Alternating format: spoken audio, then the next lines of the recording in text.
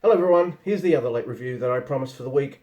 This time, Kansas City Confidential, directed by a man named Phil Carlson.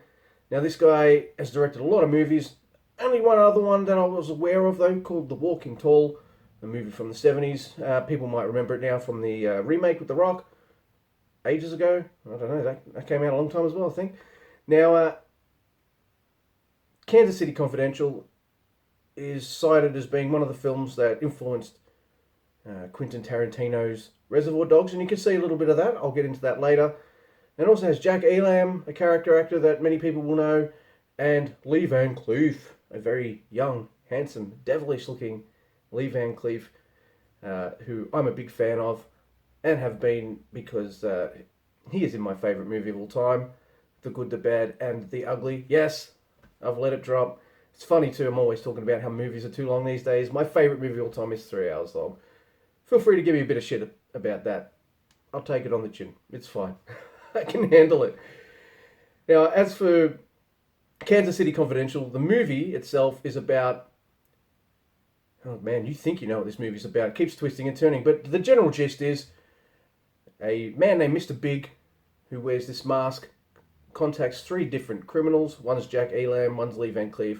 Can't remember the other guy's name, but I'm pretty sure I've seen him in things before. He has one of those faces. He must have played so many villains. Anyway, they're recruited separately for a heist, and none of the criminals that are hired for this heist know what each other look like because they're all wearing masks. So Mr. Big says, you can't snitch on each other. No one knows who the other person is. So if anything goes wrong, nothing goes back to you, which does give you Reservoir Dog vibes there. So, but if you're thinking if this movie has a similar plot, it doesn't. It has that kind of setup where people don't know who each other are. And other than that, this movie has so many fucking cool twists and turns. The movie came out in 1952. So many movies have been made since, right? So you think you've seen it all, you know where this movie's going. And it goes in all sorts of weird and wonderful directions that I didn't expect. Now, I will say, being an old movie, a lot of old movies have this kind of crammed in love story element. This one does too. But I think it works in this movie. Yeah, leads to a bit of a sappy ending. A little minor spoiler there. But hey, how old is this movie, huh? I do love almost everything about this movie. The pacing is really good. Moves at a solid clip. It's only an hour and 39 minutes. Lots of guys smoking. Old movies, of course. Really good atmosphere. Really interesting characters. Now, when I say you might think you know where this story's going, you think it might be about these heisters, right? No. Turns out they framed someone, and the person they framed is going to go after them. So, but he doesn't know who they are. He's got to find out who they are. And then when he catches up with them, it's going to go this way. But it doesn't, it goes that way. And then when it's over here, you think it's going to, which way is this movie going? It's really cool. The performances are really good. It looks great. Now, this movie is in the public domain, so you can watch this on YouTube. I'll put the link down, actually. You can watch this movie on YouTube. I'd recommend you do so.